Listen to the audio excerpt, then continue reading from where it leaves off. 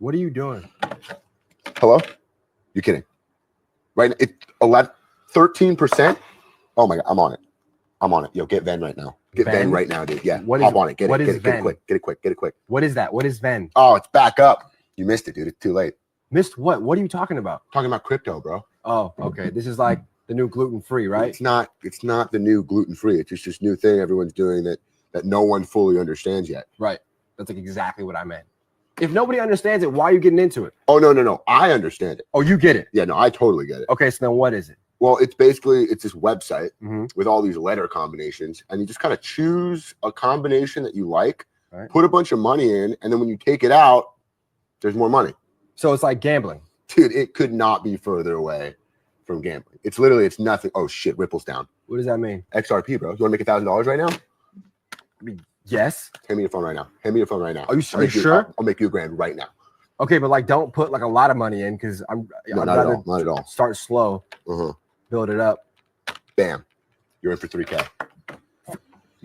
$3,000? Yeah. Of my money. Yeah. You just put it. That's a lot of money. No, I know it sounds like a lot of money, but this 3K by tomorrow will be at least 4K. And that's not even taking into account. Oh, shit. What? Oh, shit. What? What just happened? Hello? Yeah, no, I'm seeing it. Yeah, no, it's bad. It's bad. Christian just put in 3K.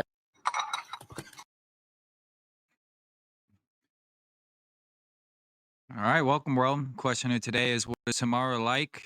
Boy, do we have a lot to go over. As always, please like, share, and subscribe. Share this to like-minded individuals so that way they get the greatest gnosis I believe I can bring to the table for my community, each and every single one of you. Make sure you follow me over here on Twitter, x.com as we like to call it now. What's tomorrow like with the blue check mark? I have all my links here for the YouTube channel. And you could always find us in a lot of spaces that we'd be doing with Bear community. Super dope. So, quick little summary of the last video I did, and to me, it was that I never thought that I would get into NFTs or meme coins, but seeing the motion and the amount of liquidity and everything that was coming over here, and the people that I thought were the same way, people I've even interviewed, I really didn't think that those type of people would get in. And then once I started, jumping into these X spaces and listening in and seeing what everybody was doing, right after that, the people that I didn't think would do it either, they started getting in. So I was like, you know what? Let's see what we can do here. Because at the end of this, at the end of playing around with meme coins over here on X Magnetic, the goal at the end of the day is to realistically make more XRP off of your XRP. So you're not buying anything on Magnetic in dollars. You're connecting your Zaman wallet. You're using your XRP and hoping that your meme, obviously goes up. More people put in more XRP, and then when you go to withdraw, you make more XRP. Pretty safe and simple, but it just, you got to know what projects you're getting into. I mean, definitely do your own research. There is a lot of volatility in the meme coin market, but we definitely have a lot of updates to go over. So the Davos meeting just happened, and it ended on January 24th. And thank you to a fellow bear, Noxus, for retweeting this. But they created a universal digital payments network for stablecoins and central bank digital currencies. And as I always say, you shouldn't be really scared of CBDCs. It's just their way of using a stablecoin. Like it has no value. Like, it's not even backed by the dollar yet that we know of. At least I don't know of yet. And it launched at the World Economic Forum in Davos. So you will use a stablecoin, which is fine, because as you just seen on the last slide is RLUSD. That is Ripple's US dollar. It's a stablecoin. It's super bullish what they're doing. They I guess put way too much money / assets into backing of their RLUSD, and they went over by like $6.1 million. So yeah, shout out to Ripple for doing that. I mean, obviously Ripple's hard at work. We'll get into that here in a little bit. But here is a video. Shout out Smoke Dog, always killing it. XRP and XLM mentioned on the Nasdaq. So this is a quick little film. So we had these two big clumps of performance, and in between we had to be super patient.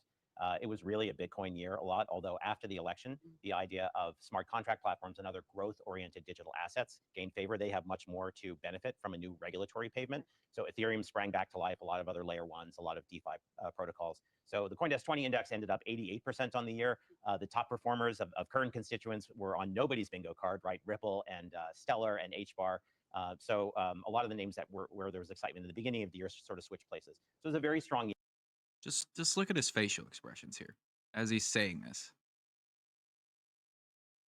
There was excitement at the beginning of the year sort of switched places. So it was a very strong year, and it really provided a launch pad for 2025. Which is interesting because we was talking. So we had these two big clumps of performance. Jesus Christ, bro. He knows what he's talking about. I'm just gonna say that. He gave that big ass grin at the end. Get out of here, bro. We know what you're up to, bro. We see right through you. We ain't stupid. We know that you're gonna be in there like swimwear. See what else we got here.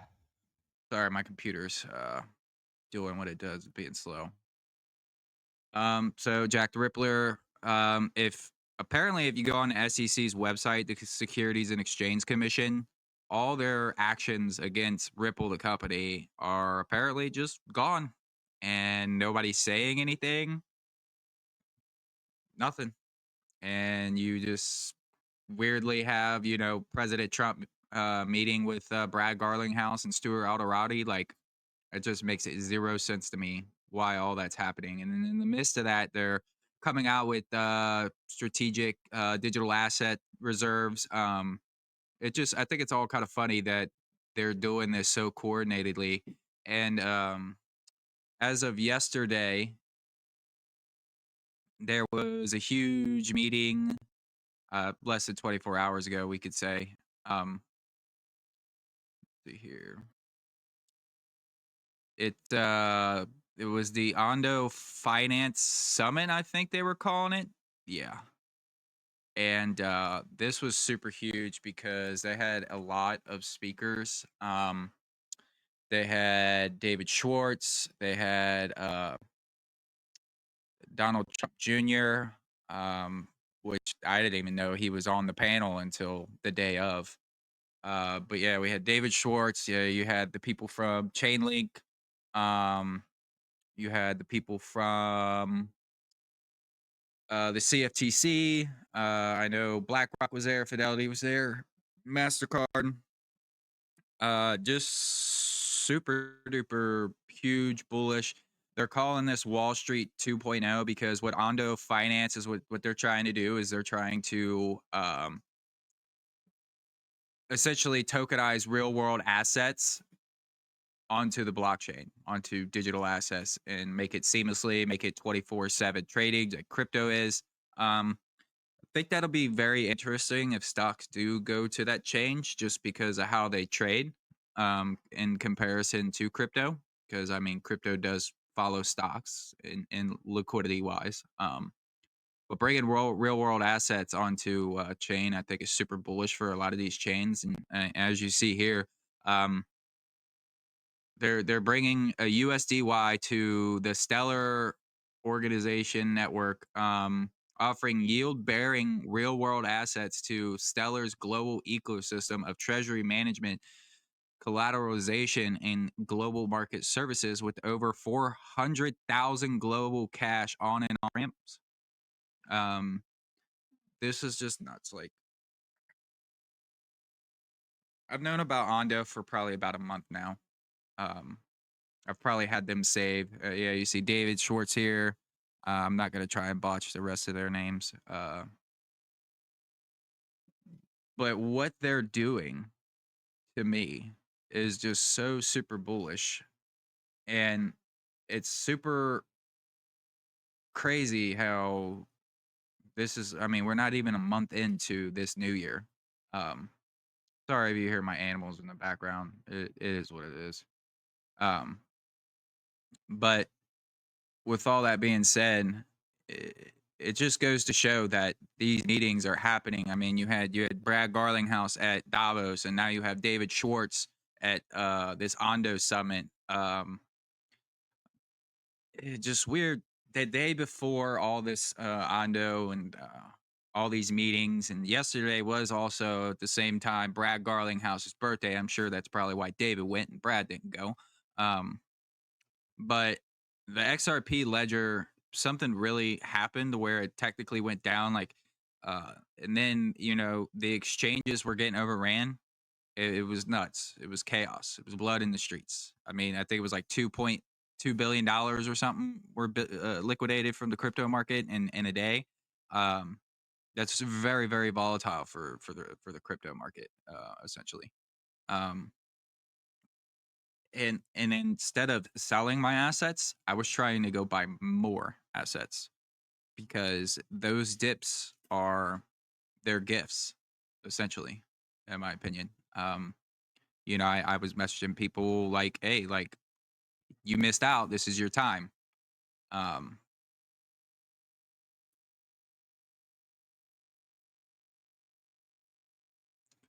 also had people texting me, hey, you think I should essentially sell my XRP now that we dipped, then hope it dips more, and then rebuy to think that I'm buying more, essentially, which is not zero. That's zero the case. Like, you were buying your XRP at 50 cents. Why are you selling at $2 to try and buy a dip again? That doesn't, no, you just buy more. You always should have liquidity on the side. This is why we don't bet the family farm on crypto, because you always need to have some side liquidity for dips like this. You need to be able to dollar cost average. This is why also, like I was saying, like Uphold was completely just shut down, essentially. Like, you couldn't do anything on there. So I had some RLUSD on there that I just had sitting, tried to swap it. It wouldn't even go through. Apparently it did, but since I was KYC'd, well, I should say on my end, it wasn't processing. But I'm guessing it somehow the ledger knows, so it just eventually happened after it got back up. But so I went to crypto.com, and this is why I say you need to be KYC, know your customer, on multiple exchanges, because you need to be ready for these types of events. Because whether it's buying or selling, and there's an event like this, you need to have multiple sources to be able to go to. You can't just rely on one thing. And another thing is, a lot of people say, like, don't keep all your money on exchanges. They say keep no money on exchanges. I think you should keep a hair. That's just my opinion. Because the first problem is getting it from your cold wallet to the exchange. That's task number one. I mean, seriously. And then number two is getting that from the exchange to dollars or swapped into a stable. So if the exchange is overran, it's going to get into a bunch of, it's gonna be wild. But yeah, BKYC on multiple exchanges. But apparently David Schwartz says it looked like the consensus was running, but validators were not being published, causing the network to drift apart. Says Ripple Technology Chief CTO David Schwartz. Schwartz said that his observations were only primarily that Ripple was still investigating the root cause. Apparently, the nodes or validators were like drifting apart, and somehow they weren't just connecting to each other. Which is, I mean, it was kind of ideal because they just updated their validators. And this has happened before, apparently, back in 2021. I don't see it because we've created over 100,000 ledgers without any problems. And to me, this ain't a problem. It was just a hiccup. Like, it happens. Like, and you have to update this shit. essentially. Like you really have to update it because it's the same thing with your bank account. Like you go on there on a Saturday night at midnight, your bank account's updating. You can't even look at how much money you have, and everybody was freaking out. They couldn't see how much XRP they had, and it's like those types of blood in the streets is your opportunity. That is your time to buy. And I was very grateful that I was able to. I hope a lot of you did the same. Um, and it just it goes to show your investment strategy and your exit strategy, because you really need to have both. There is a video from David Schwartz I will be playing in a second. I gotta find it. I lost it for some reason. But in this same old aspect, there's more than this. I can tell you that there's plenty more. Bitwise, 21 shares, Wisdom Tree, all filed for XRP ETFs. So if this is going on, don't you think something's going on here? I mean, do you not think that there is not some plan that they have in place right now? It just If you're just watching, if you're it makes no sense that you would think that these people now entwined with all these institutions coming out on live news talking about this stuff, they know the train has left the station. Like it's here. Here is the video of David Schwartz at the ONDO Finance, and pay close attention to his answer. I'm not going to play this whole video, but just pay attention to his answer. if you're just watching, if you're just great to be here. You know, Andy and I have been talking all day about this convergence of the traditional financial world and the crypto world that has been building, that both of us have been such a part of for the last so many years. Talk to me from your standpoint, from building Ripple for so long, from going through the ups and downs at Ripple, being here today, what it means for you.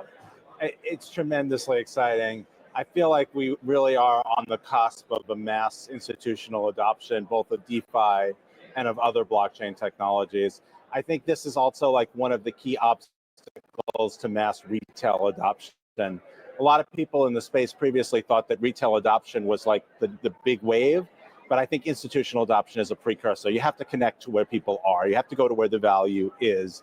You can't build a new financial system from zero, ignoring the existing financial system where everybody's money is, where all the value is, where the real world is, trillions of dollars in value. You can't just say, oh, forget about all that. Let's just build something new over here. That doesn't work.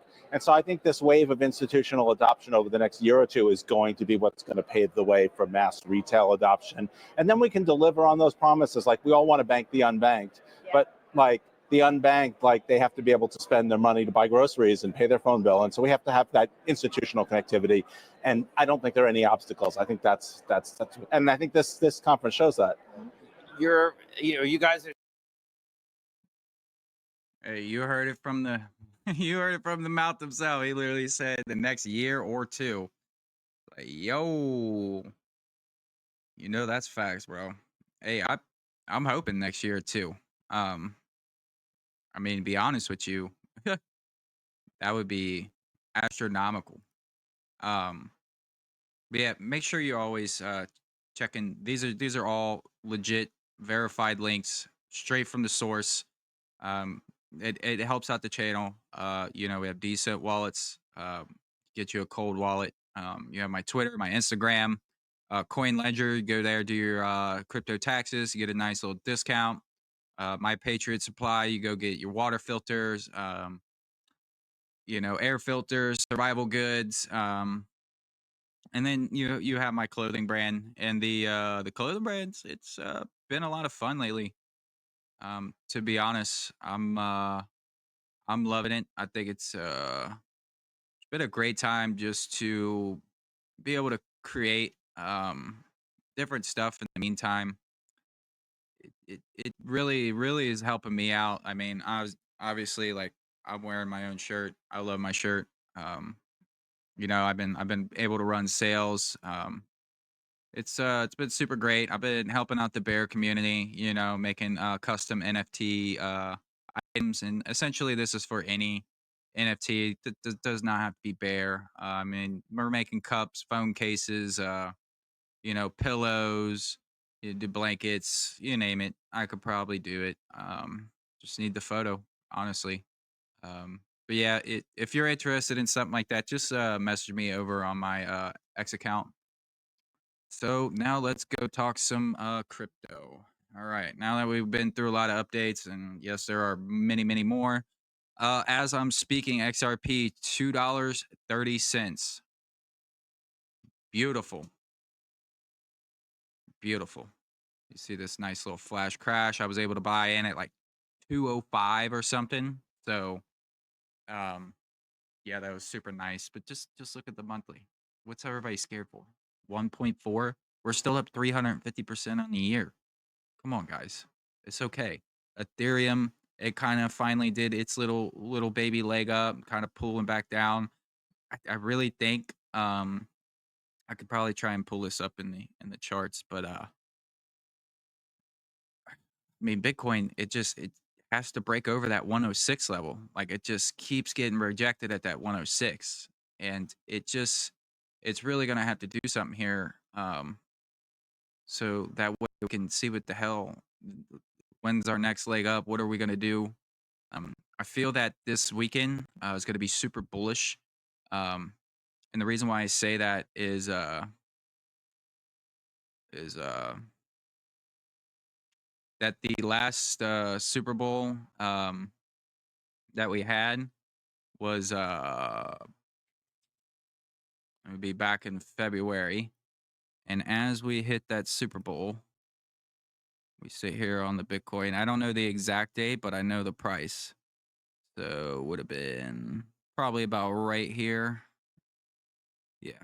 So Bitcoin was trading into, and shout out Waters to Above giving this analysis, as Bitcoin was trading into $49,000. The Super Bowl was happening last year, and the 49ers, who lost, were in the Super Bowl.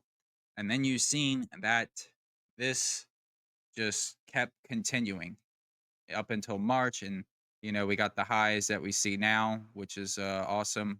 Um, you know the chart. I mean, here's our huge resistance line that we were battling there for a while. Had breakout going up into price discovery. Still trying to find our price discovery. Still battling this 106.5 to 108 target. Which is fine. Which is fine. We don't need up only. You need to sideways capitulate like it did all this chop here. You know, for months on end. I mean, all these dips, buying opportunities, buying opportunities, buying opportunities. Every single one. Really not much to say for me on XRP. I mean, this looks like to me a nice little bull flag. Um, so and same thing, like uh we just sat here and chopped for all this time, and now we're up here. And people are like, "Oh, should I sell so that way it goes down more?" It's like you really want this to go all the way up and then straight back down. Like that would be a shit coin. Like you do not want that in the XRP ecosystem, in my opinion. But it is what it is. People are gonna all have the things that they think they should do in the midst of the market. And it just is what it is. But I'm glad that people do come to me for you know uh, my gnosis, and it, none of this is financial advice, but some are my best friends, so of course I'm definitely gonna give them advice. And usually half the time it's no, don't do that. That's how most of the people in this space is pretty much going about. Um, there is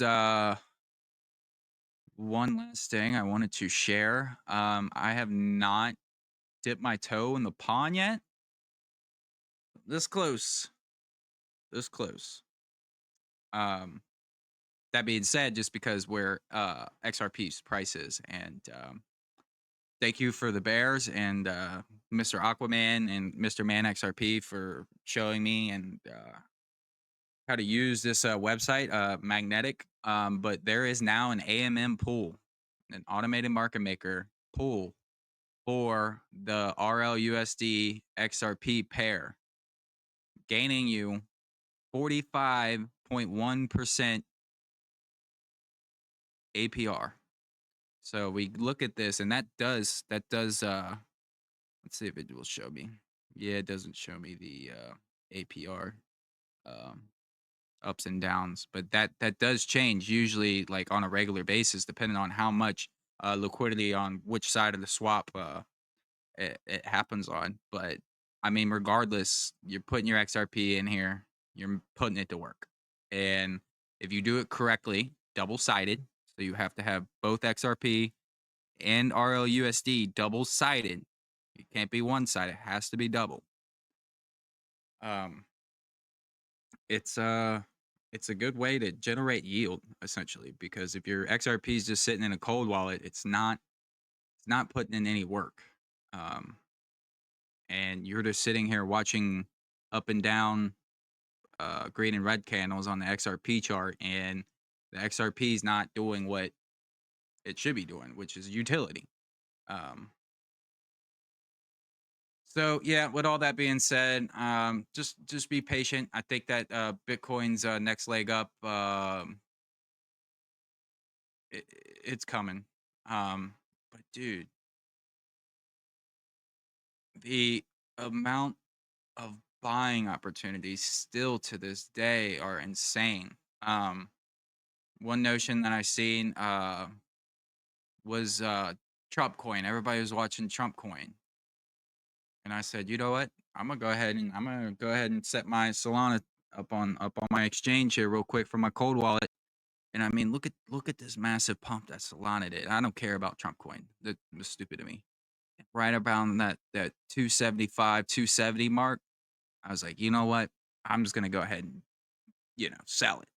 Essentially, I bought it, 40, 80 bucks, whatever I bought it at. Like, it was a good play, and I just rolled it over into other stuff like Dogecoin, XRP. Got some more Stellar, some more H bar.